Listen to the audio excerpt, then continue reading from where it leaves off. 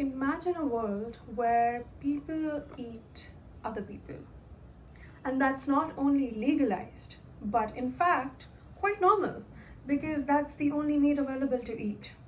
Let me walk you through the dystopian novel Tender is the Flesh by Augustina Bastarrica.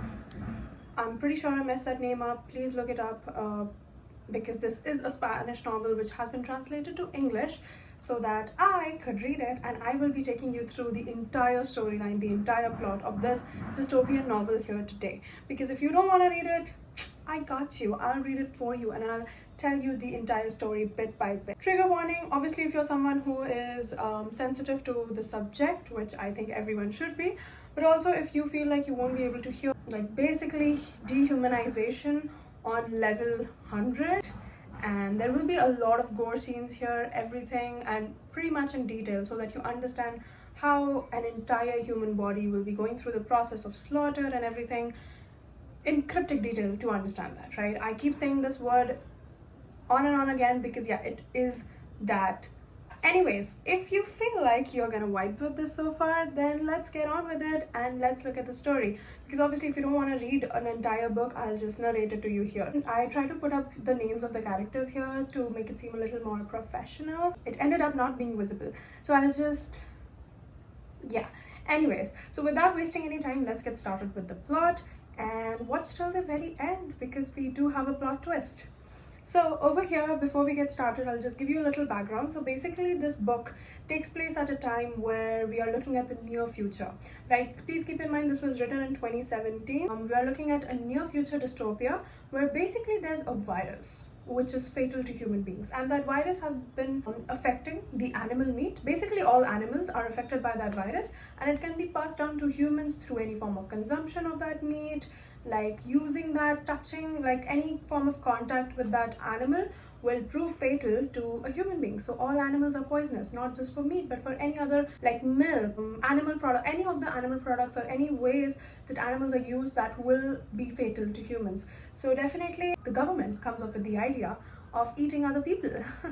Legal cannibalism. This entire process, I mean, obviously just imagine we had the coronavirus and the impacts and the entire process, like how long was that? So obviously you can imagine like this entire process would have taken quite a few years or something at the very max. So this entire process this time was called the transition period. Our main character in the book, hello, Marcos, is basically a teenager when the transition takes place. But obviously we are not looking at the transition, we are looking at a society which is well functioning under cannibalism. So we are looking at a time way ahead of transition where everything's falling smoothly, all the animals have been eradicated mostly, like not a lot of animals are left on earth, and the only animals that terrorize the planet is, yeah. So definitely we have Marcos being quite an adult. I mean, I don't think his age is given here, but I'm pretty sure it's gonna be somewhere in the early 30s. So we're looking at a time like 15 years or like somewhat around transition, right? So our main character, guess what, works at a meat processing plant. He is like basically the right hand man of the owner, like the main processing plant and everything. And you get to see it now. Again, in this story I won't be getting behind the deep meanings behind all of those scenes, the symbolism, all of that. We'll look at that later. Over here I'll just give you the story as it is on a superficial level, and then after we get to the story, the end, that's when we'll look at the brief details that you could have missed along the way. Although I know most of the people who read the book here, who are avid readers, they did pick on the clues quite along the way itself, but I'm not going to be doing that for you. I'm going to make it as interesting as possible. So we have Marcos, who's the main character. He works at the processing plant here, right, with the owner and everyone else, and definitely he's a very important part of the industry, although he hates the entire process. He does not like his job, he does not like being there, he does not like eating human meat. He even did not eat it for quite, like he didn't quite like eating it, and even in the book he stops eating it at one point, right? And again, before you get to any conclusions here, we are talking about an entire society which is flourishing now, right? The scene took place like 15 years ago, whatever, that virus happened, everything, and now society has fully adapted to that situation. Think of COVID and think of the time we are living in now, right? It has definitely affected our lives in a lot of different ways. Like the changes that took place during COVID have definitely been there and still are, but at the same time, like people don't think back to COVID 24 hours of the day, right? So something similar here, but obviously on a much bad level. Marcos's dad has dementia. He is in a hospital and he has been for quite some while. Basically, during the transition, I think Marcos worked at a butcher shop before, like they had a butcher shop before the transition as well. I'm not quite sure about that, but something around that probably happened. So Marcos's dad basically went into a shock through the entire transition process when the government suggested that we could legalize cannibalism and all of that. He was fully taken aback to a point where he was like, I don't want to live in a world like that. Like, that is crazy. And he has had dementia. He's in the hospital permanently. Marcos is the one who's providing for his dad. Marcos is the one who's paying the bills for him. And Marcos is the one like carrying out that entire process. Although he does have a sister who we'll get to later on. Anyways, so Marcos hates his job. Also, Marcos's wife, Cecilia. So Marcos had been married to Cecilia. He and his marriage was good until it came to the point of birthing children. So basically, they were really trying. There were some infertility issues that they were experiencing, which I think, if you think to a time where a lifestyle like this would be taking place, I'm pretty sure infertility would be something that would be really common among people. But anyways, so they were experiencing some issues conceiving, and then finally when they did have a child after I don't know how many efforts, how much efforts and all of that, their child passed away when he was just an infant. This obviously pushed them apart, and they currently are separated in the beginning of the novel when we're talking about it. This entire thing has like really taken a toll on Marcos. We see that throughout the story and I'll be taking you through it, so yeah. But yeah, this is like an overall background of what is happening here, right? Before we get into the thickness of the plot, so that you understand the character a little bit. Throughout the entire story, we're looking at the entire situation through Marcos's eye, because again, he works at the plant, so we'll get to know the most out of him. But at the same time, author gives us enough information to not fully hate him and to still try to find some humanity into him. I think that's the entire point of the book. Like, Marcos is working at his meat processing plant. He does not like it, but he has to do that to support his dad, right? He lives alone right now. Cecilia is obviously not living with him, and he's just very alone. He's kind of like a loner through the entire book. You see that he does not have a lot of human interaction either. All of this depressive state seems to have taken place after the death of his very newborn child. So in the first few chapters of the book, we actually see Marcos interacting with a lot of people from the meat processing plant, so we get to know a little background or a little basis of what we are talking about here. So first of all, we had the head of the meat processing plant, who is Senor Urami. Senor Urami is basically the owner of the facility, and Marcos works for Senor Urami, right? And definitely Senor Urami seems to like him a lot as well. Also, we have El Gringo, basically is also working at the meat processing plant. We have this scene in the first few chapters where he basically German businessman comes to see the meat processing plant, and he's trying to show them all the process, that this is how we humans. And through that entire process, like the businessman keeps calling the meat as humans, which is frowned upon. Human meat is not supposed to be called humans because obviously they're dehumanized. It is a very sensitive thing to call them humans, and it's kind of illegal to do that because we are not looking at them as humans. They are meant for a purpose, and that purpose is to be eaten, right? And that scene in the beginning is to show us that the human meat is either called head or special meat. Those are the two names that are referred to it, so that, you know, it doesn't sound as absurd as it is already. So then El Gringo keeps on showing them what's going on in the meat processing plant. First of all, we see this teasing stud, who's basically a man who's kept in a cage, who is released on orders to impregnate other females. And then the businessman says that, oh, his life isn't as bad. I mean, I wouldn't mind it. Like, something like that. He makes a comment, and everyone again looks at him like this. It's obviously really absurd to think about a concept like that. It's abuse. Not because of that. They're looking at him because, again, he keeps calling them human. He keeps like sort of seeing him as an equal to this person who's working for the plant, and again, people who are literally there to be sacrificed and everything. So they are frowning upon him for those reasons. So Yeah, basically that they are cattle, they're not human. So then we also look at the people who are kept in that captivity, right? So people who are supposed to be sacrificed, the cattle or heads or special meat, whatever. So these people are people who have grown up in captivity. These are not people who are kept in any human interaction. These are not normal people that are hunted down the street and just eaten like that. So there are some rules and regulations to this. All the people who are taken as meat are basically kept like they grow up in human captivity. And there are two kinds again, like we have that organic and just normal food. So similarly we have this a similar standard for heads as well. So if we have first generation pure and then the normal meat, right? So first generation pure refers to heads that have been grown up in captivity without any growth hormone, without any injections, without being in laboratories, or at least being in laboratories for those reasons, right? So again, that is your first generation pure. And then we have the normal meat, which is obviously processed meat, right? They grow up with growth hormones, all of that.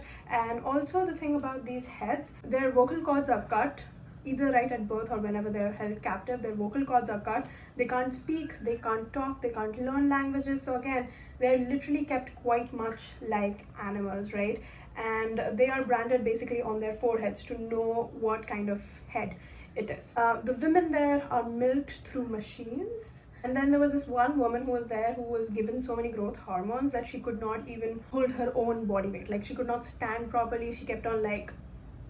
So yeah, this is just to give you a visual of what is going on. And this is just hitting the surface. So again, if you are starting to feel a little uncomfortable right now, you do not want to stay here longer. So again, I just wanted to put that out there. After this entire interaction, El Gringo showing that guy, the businessman, around the entire plant and everything. We're not taken through the entire process of it right now, but we're just given a little tip of the iceberg. They eat sandwiches made with meat, baby meat.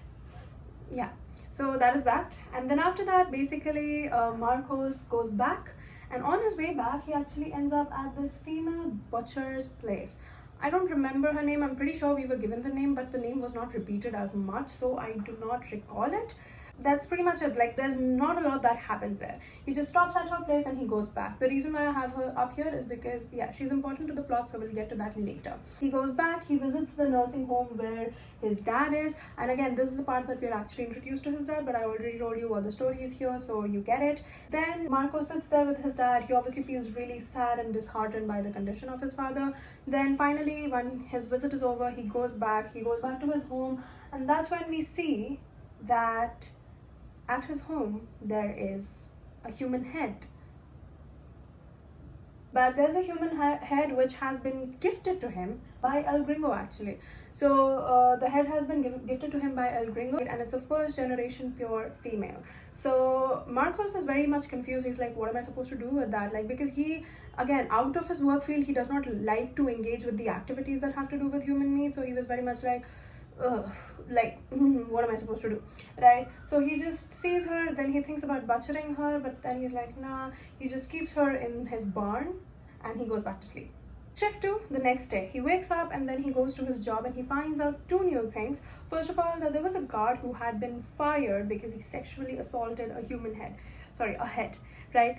The thing about this is, again, here is when we are introduced to one more law of human meat. People, like the normal people, are not supposed to indulge sexually with the human heads. Because obviously they grew up in captivity. They are not actual humans. They don't understand the language. They don't understand anything. And like sexually indulging yourself with them is first of all called enjoying. So if like a guy is like being intimate with so-called cattle, so he would be asked, are you enjoying that female, sir? That's a female head. You do understand what that means, right?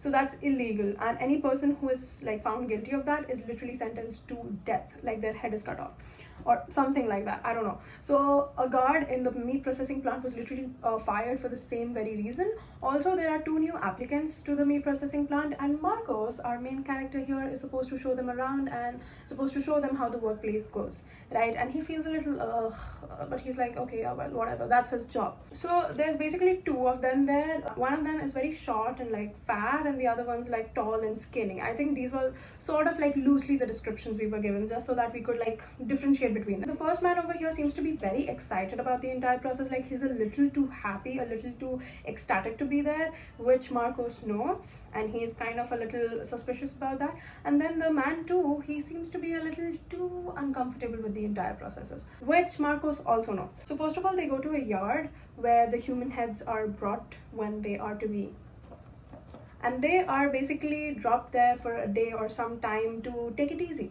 have a chill pill, to relax. Because the reason behind this is not because they want them to have any human experiences or anything like that. They just want them to not be in a stressed state of mind. Like, the thing about meat is that it would taste bad if the meat or the head cut at the time was alive and stressed. In a stressful situation, if the meat died, then the meat would taste bad. So basically they were kept in a lawn, in a yard, where they could chill, relax, be a little calm down, so that when they were, at that point, the meat would taste good. So that's rule number one. This is how you know how to do that. So now obviously there's hunting. Like, although their fate is sealed, no one is getting up, but obviously there is a sense of hunting to it. So usually the physically strong men are kept for the hunting of heads. Like, they're the ones in charge of that process. Some of them are straightly taken for slaughter and meat eating and all of that. Some of them are taken to the laboratory for experiments to be performed on them, because remember, animals are also used for experiments. So over here we talk about, like, basically the author takes us through all ways in which we use animals and replaces them with humans, so that we actually understand the depth and intensity of it. So now again, when it comes to the killing part, heads are not killed outright. They are first stunned, which is basically a process where a strong man takes a club and he basically hits them on the head, back of their head, to stun them, to, like, get them unconscious, and then kill them when they're already unconscious and knocked out, so that again they're not stressed and the meat doesn't taste bad. And while this is happening, they are naked, they are chained, in captivity, in a very bad state. Then Sergio is the person who's in charge of this process. He comes in, he sings a song, or he does something, he says something in their ears, and which really calms them down somehow. And once they're calm, that's when he hits them on the head with the club and they knock out. And that's when they're pushed away for further processing. So applicant one here, the keen one, basically asked Sergio, like, if he can do that, if he can try it out. He was like really excited about it, and Sergio was just like, no, I don't think so. Like, not because of the absurdity of the fact, or just the insensitive process of doing this, and he might not do the job properly, then we'll have to get another person to do it and all of that, and he might just add on the work rather than produce it. So he was just like, no, I don't think so. So then the stunned heads basically have their throats slit and their blood dry. And then basically they're tossed into a giant vat with boiling hot water after they're fully, like, dried out. And while this process was being explained to us in the book as well, there's a woman who basically wakes up, like, while after being stunned, she wasn't fully knocked out, and before being killed, she sees this and she tries to run off, and then there are people who run after her, and obviously she's killed and everything, like, gets back to the process. This was just a scene to show how, again, the depth of the insanity. And during this process, the guy too basically throws up, and guy one is really happy. He's like, oh my god, that's so fun. Of course, he's a psychopath. So after the boiling hot water, bodies are then removed from there, and then they are spun around in some sort of machine which is supposed to take all of their hair off or something, right? Basically, while telling this, Marcos, that, like, he says that to himself, that this is a part where he actually still feels like a little icky about to this day. Like, all of this time has passed and he should have been desensitized to all of this by now, but this is the one part that really does get to him even to this day. And then we move on. So after this process is done, then just their organs are cut out, all of the things are done, they are separated and sold, and whatever is to be done with them, that's done. And during this process, we're also told about this instance once, that a few years back, the butcher who was there, he was basically butchering heads, and he was done for the day. Basically, he had collected enough meat that he required, and there were still some people left, so he just shoot them off, like, okay, yeah, you're free to go, whatever. So a lot of them ran away, but obviously because they were the captives, they were caught, some of them died and all of that. Like, I don't think anyone was actually able to escape that. And some of those people, again, the main thing here was that some of those people were so tired and so restless that they had given up fully, so they didn't even try to run. Like, they just went back to their cages and they waited till the day their turn would come. The guy one after this basically takes out his phone and he tries like recording the entire thing and whatever. Marco sees this, he goes and he takes his phone, drops it, breaks the phone, and he's like, you're out, I will report you to every processing plant so that you don't get a job anywhere. Because Marco's already had his doubts about this person, and now that he saw him, and he's just like, yeah, no. And the guy too was actually hired because I think Marcos also knew the fact that these people should not like feel pride while they're working there, right? Like the way Marcos doesn't feel that pride. So after this hectic day at work, he goes back to his house and he's again in a really depressed, in a really bad state, and he's really like crying and hysterical. He takes his son's crib, he takes it out to the barn, to the yard, and he burns it. He even releases that captive female that he had, and he's just like, you're free to go, do whatever you want. He doesn't care what was gonna happen to her, right? And he is so tired and angry and hysterical. He just sleeps next to that fire, the one that he put on to burn the crib. And obviously the female head, she does not know where to go, she does not know what to do. She just sleeps right next to him. Next day he gets up, goes to his sister place.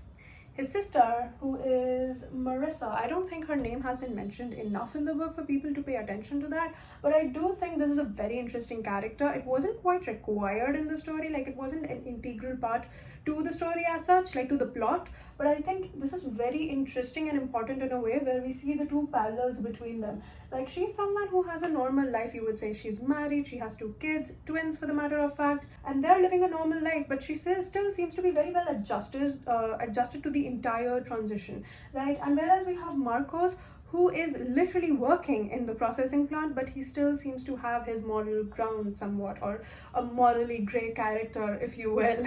But over here, he visits his sister for dinner, and he does not get along very well with her. She's very well adjusted to this entire process. She has 2 kids, and they're very young. They're very like weird as fuck.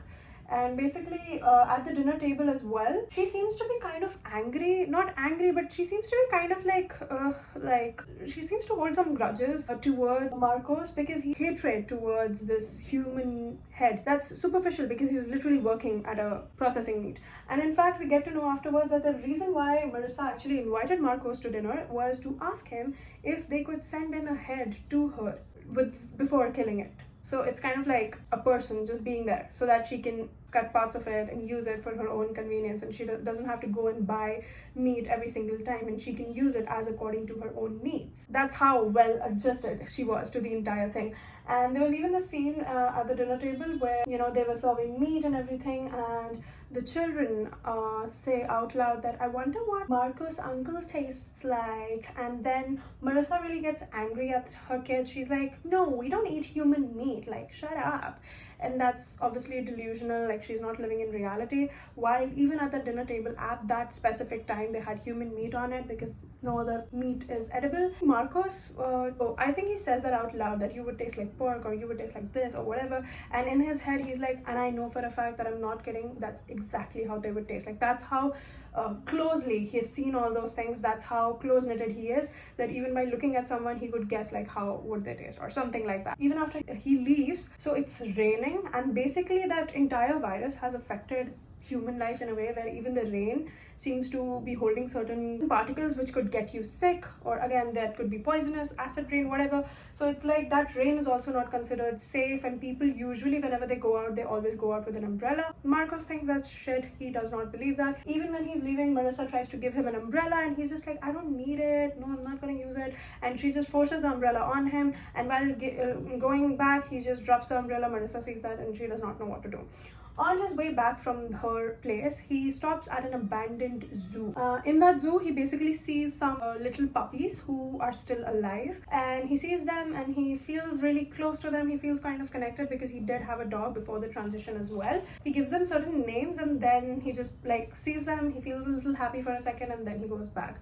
Okay, there's a scene that I missed. After the guy one got hired, so basically the next day, Marcos goes to the butcher shop, where's that female butcher that he earlier visited, and they have sex.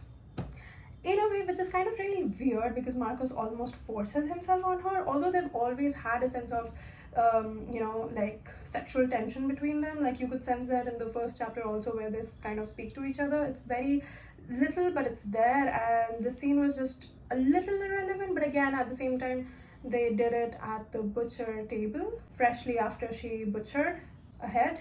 So you can imagine how weird this entire scene was. I'm pretty sure there would be some smart readers who would enjoy that. I don't know what am I saying. He does not believe the virus. He does not believe that the virus exists. He does not really believe how it got there, whatever. He seems to be very skeptical about the entire thing. But anyways, he goes back home and the captive is still there. And guess what? He has sex with her. Why not? And that is where the part 1 of Tender is the Flesh ends. This is the story so far, and the next part that we have jumps straight up to 8 months later. Did you imagine why it's 8? Can you think of what might have happened? Let me tell you before you jump to conclusions. I know you have, but let me tell you. He named the captive Jasmine, and Jasmine is pregnant. Now obviously I mentioned to you before that this is a crime. This is a punishable offense. In fact, it has death penalty to it. She's pregnant, she's 8 months pregnant, and she lives with him, and now we are just straight up looking at a relationship that these two have going on. He tries to care for her, he keeps her around, he gives her food, shelter, whatever. He obviously has to go to work, so he keeps her under CCTV surveillance so that he can see what's going on with her. He's really happy that he's going to be a father again, because obviously like he couldn't have a child with his wife. So he goes to work and everything's mostly normal, and he looks up at her through the CCTV camera. He keeps her away from all the knives, sharp objects, so that she doesn't hurt herself. He gives her time to watch TV, some crayons or something to do coloring and drawing and all of that, and that's how they are living right now. Okay, and then basically he goes back to work. There's a group or some sort of cult there, and one of those people have like a willing sacrifice where they sacrifice one of their friends to the meat processing plant. And again, this was just to show that basically eating someone with a first and last name is illegal, because that person has an identity and they're human. Anyone who is eaten, like anyone who's in that entire captive process, all of that, those people don't have names. They don't have a first and last name, they don't have their documents or anything, because they're literally treated as cattle. So even if they were to run away from the processing plant, I don't think they'd be able to get too far or do much with their life. One of the women there with the cult, she decided to sacrifice herself, but at the very last minute she got cold feet and she was like, no, I can't do this. Guess what? She was killed nevertheless, because why not? Marcos has Jasmine under CCTV surveillance, so again, anytime she moves, something happens, something gay, so he keeps like keeping an eye out for her. Then he basically goes to a hunting reserve. There's a lot of rich people there, he talks to them, whatever, and basically what happens there is that there are certain celebrities who have a lot of debt, who got themselves in debt, like really famous people, celebrities, businessmen, whatever. Like these are really rich people, like supposedly rich, who got themselves into debt, and now this is basically a sport for them, like, because obviously, as we know, again, we are going to be drawing parallels between what is happening with the human heads right now versus what happens with animals. So as we know, hunting is a sport for a lot of people, specifically the rich ones. So these people over there have gathered to hunt people who have voluntarily been there to be shot at, right? So one of them was like this rock star who got himself into debt. So basically the rules of the game are that you either shoot that person, you like kill them, and then obviously you can use that meat, or what you do is, if that person escapes, or if that person, like, again, is not shot at, finds a way to save his life, then all the debt that person is in is basically history, right? Because the rich people pay for it, right? So that's what the hunting game here is. And that is basically to show a sense of hypocrisy, because obviously they just said that eating someone with a first and last name is illegal, and now they're doing that same thing, because obviously this rock star was killed, he was eaten, and actually his genitals were being eaten by the person who shot him. I don't know, it was a very weird scene. After that very happening day at meat processing plant, Marcos is basically going home back. On his way home, again, he sees that abandoned zoo. He decides to go in again, and he sees a bunch of teenagers who are there, who are trying to like torture those puppies that we had earlier seen, right? They're talking something about, yeah, they're gonna kill you, you should kill them, whatever. So basically they're throwing stones at them or whatever. He sees that, and he leaves before he can see the puppies being killed, because he really feels sad and very like depressed by the fact that the puppies are gonna die. He goes home, and then later on in the night there's an inspector that comes by. Usually whenever there's a captive that has been gifted to someone or something, like if that's there in the documents, every month an inspector will come in and try to see what have you done, like have you done something illegal with it, whatever, so to keep that law and order going, right? Usually all of these men that were coming in these past few months, they would just come in, take a signature and go, like do the formalities. But then there was this new inspector who was fairly new at the job, so he was like really morally correct person who wanted to do his job well. And so he comes in and he's like, where's the female? And he's just like, yeah, she's somewhere, I don't know, like most people just come in and take a signature here. So he's like, no, I'm just trying to do my job, like it's okay, you can just show me to her, like whatever, whatever, all of that. So he gets like really very scared, because obviously if he's caught in the act, she's 8 months pregnant, you can literally see her, so if he's caught in that act, he would be sentenced to death. So he tries to find a way around it, he does, and he just gives that inspector a signature, and the inspector leaves. After that, he goes back, and he really thought for a second that he was gonna die. He goes back to Jasmine, he kisses her, he kisses her belly, no, he hugs her, and then he kisses her belly, and like again they go to sleep. Next day he has a picnic with her, the same place he used to take his dog earlier. And while he's at this picnic, he receives a call from the nurse from his father's nursing home, and he rushes back to the hospital. He basically gets to know that his dad has passed away, and again he's really sad, he's really again in that same depressive state.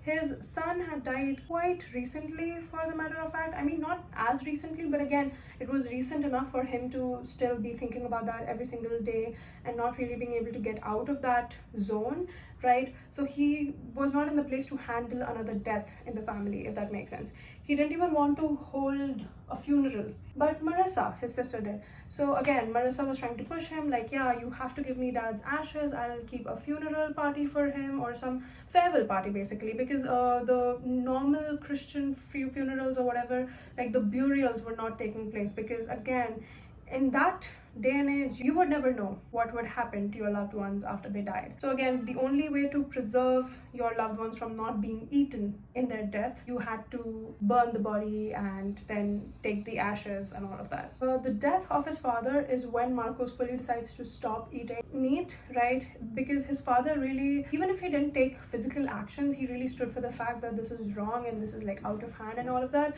And his death made Marcos see that, yeah, this is completely wrong. And because we do see that Marcos entirely this whole time was working at that breeding center to support his dad, to be there for his dad, and now that his dad had passed away, he basically decides that, yeah, he's not going to be working at the processing meat center anymore. He calls the place up and he tells them that, yeah, he's going to be giving in his resignation letter, and he stops eating human meat. He fully takes a step back, and he's like, no, I am not this person. When his dad dies, that's when we really see his empathy fully kicking in, and he's like, no, I am away from this, I am different, I am not like you people, I'm better than that. And so he fully steps back. So a few days later, he's with Jasmine and Bear, and she's trying to show him some affection any way she can. Obviously, you understand captivity, she is not like quite educated on how to do that, but anyway she can, like she's hugging him, she's like trying to be around him, like, you know, like an animal does that. So she's trying to do that, she's trying to be there for him. And that's when he gets a call from his boss, and he's like, yeah, I don't work there anymore. But his boss is like really sort of just like, you know, you need to come, we need you here, there's some important urgent work, whatever, we really need you here.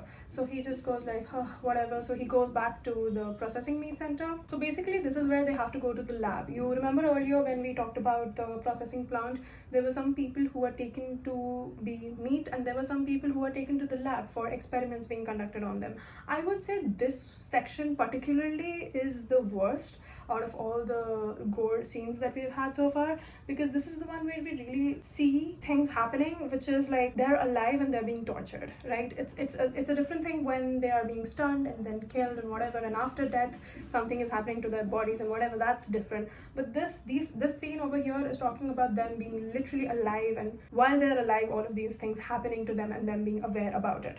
So we go to the lab, Marcos goes to the lab, and then over in the lab there's this woman who's like a doctor. She's really proud of what she's doing here. She's conducting all these experiments on these heads, and then we look at the different kind of things that are going on. First of all, we see a human who's being given heroin, and they are basically trying to study the effects of heroin on human body, withdrawal symptoms, addiction, all of those things. They're trying to learn it live through example on humans. There are people who are literally vivisected.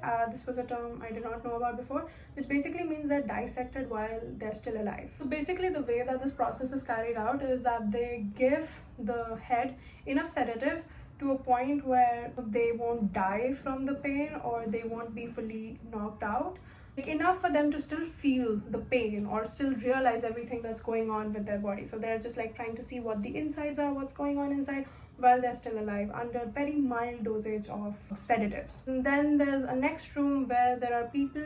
There's a person who's like inner organs, he's alive but his inner organs are fully on display outside or something like that, and those organs are being studied while he's literally like looking at himself down there. Then there's another room where there are children and their mothers are basically killed right in front of their eyes. This is to see what their reaction is going to be like, which I think is very obvious, but that's just a part of the protocol, I guess. And even Marcos thinks that this one is really useless. He's like, what's the point of this?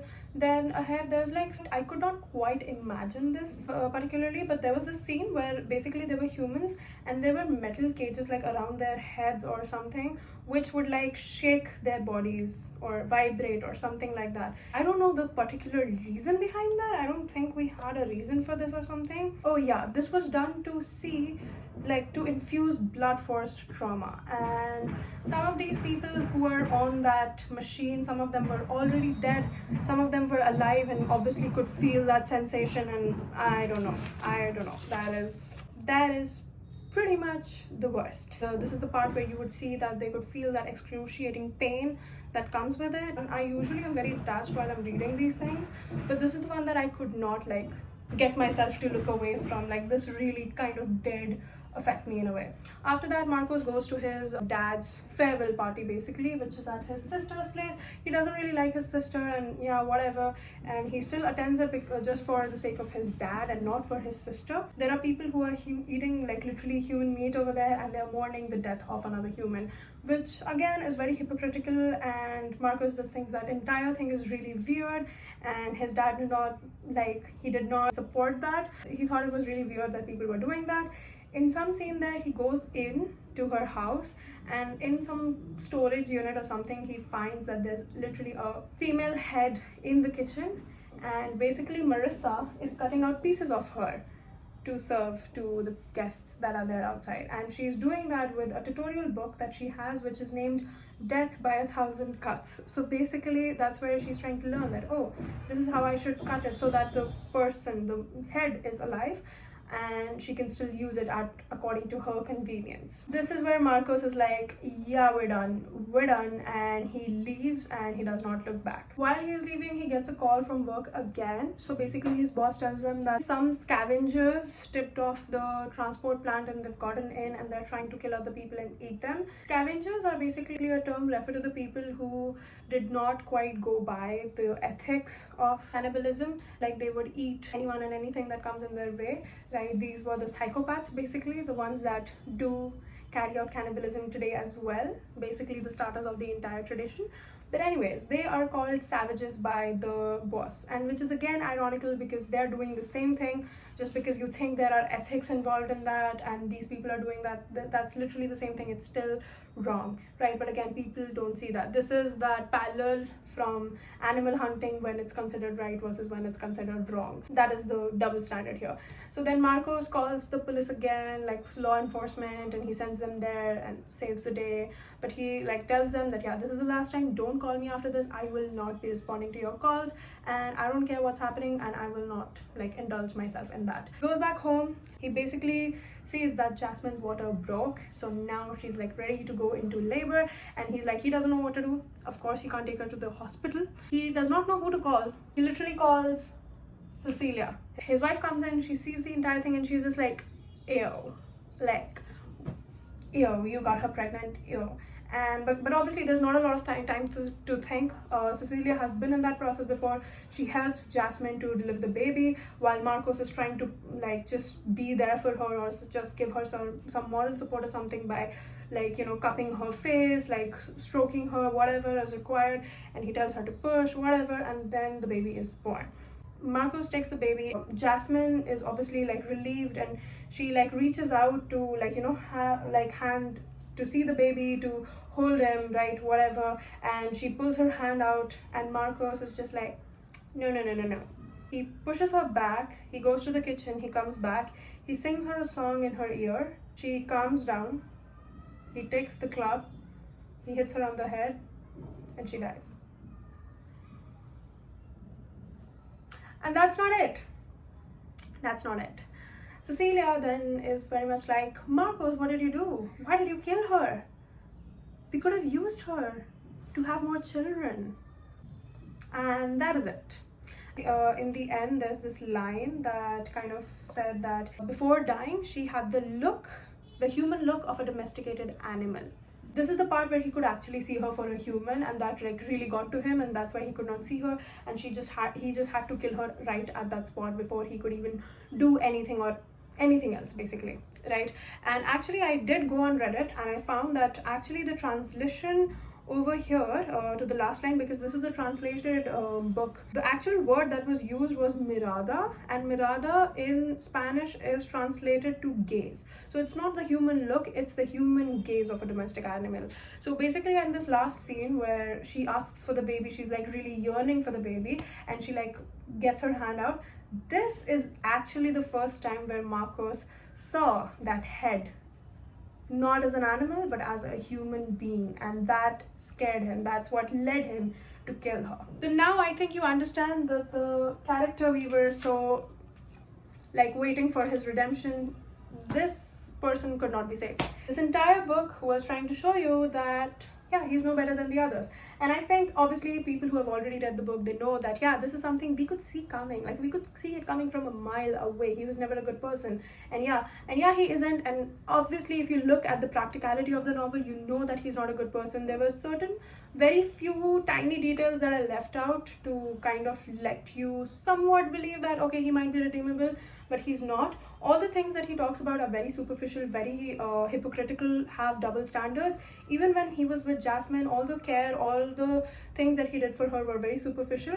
We talked about how he like compared her to his dog. He took her to picnic where he used to take his dog. He would keep her with him, but also he did not let her go to the washroom. This is something I left out purposefully because that was... So he would give her a bucket to pee and shit and whatever she had to do her business in. You see, he could not have taught her how to speak because obviously her vocal cords were cut, but he could have at least taught her some sort of language, sign language, maybe taught her how to read, understand things so that he could communicate to her. He spent 9 months with her, and yet he just let her live like a pet. That's how he treated her. He treated her like a pet. I would say even worse, because I don't think you would just kill your pet like that. But anyways, so that was it. That was what the story was about. The few most important common theories here, that the virus that we are talking about here never really existed. So as we can even see that Marcos never took that virus seriously. He went on, he met with those puppies in that abandoned zoo, and even when it was raining, he wouldn't carry that umbrella or whatever. It is basically believed that the virus never really existed to begin with. This was just government scheme to kill off all the lower class poor people. And even in the book, it is mentioned that since this had been going on, poverty had actually gone down quite a bit, and there was a lot of growth in other areas, right? And obviously the main motto of the book here is to show what meat industries really are, because obviously we don't look at the other animals as the same as us. We look at them as lesser creatures, lesser to us, and now only in this scenario where humans are put in that place, that's when we look at them and we really understand the tragedy, the depth of that situation. Also with the whole Jasmine, again, if you personally read the book, you'll understand that he never really calls the baby theirs or hers. He always calls the baby his, meaning he is the father and it's his baby, and that's pretty much it. He never really sees Jasmine as an equal partner, right? And obviously throughout the book there are scenes, even while I was mentioning them, you must have noticed that yeah, he didn't got sad over the millions of people dying in that processing plant, but he would get sad when teenagers were killing those puppies, right? Because he had more empathy towards them. Again, all of these standards that he set out for himself were very hypocritical. Also, the thing with a lot of people here is they obviously hated Marcus. They were like, oh, he's an asshole, he's this, he's that. I don't think that was the point. The point was to show that yes, he is an asshole, and as long as you're indulging with that industry, there is no there is no reasons, there's no excuses to it, right? You're definitely working at that plant, you're encouraging this behavior, so that makes you a shitty person, and no justification will get you out of that, right? But also, Marcos, I don't think the I that's my personal theory, I don't know, but I don't think they ever try to tell us that, oh, Marcos is a bad person and you are supposed to hate him. I think it basically shows how Marcos was just as shitty as anyone else in the entire book. Like, we looked at his sister, we looked at El Gringo, we looked at all those people in the processing plant and whatever, and they were just as shitty, right? And what I see is that they're not trying to tell us that he's not shitty, and it's not like he thinks that he's not shitty. You read the book, you see that he literally hates himself. He does not like anything about his life, whatever. He knows the fact that he is shitty. He's not trying to justify that, but also he's not willing to change. Then the question comes in, like, why haven't we changed, right? Why haven't we done something about this? The thing about that is, again, very basic, that the pros outweigh the cons. Then what's the point of the book?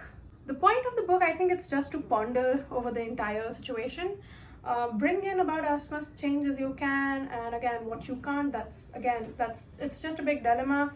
I think that is where there's a gray area for me, like, what's the point of the book? And I think that is something I haven't quite reached a conclusion at, because at the same time, obviously, this is a book which is mocking the meat industry and everything that goes along with it. This was a literal humanization of everything that goes on there, and literally how we treat animals, just accept as humans here, right? And with that virus thing also, how this virus was transferable from animals to humans, but it was not transferable between humans, which again made it very questionable as to how the virus would exist, or how the virus kept growing or something.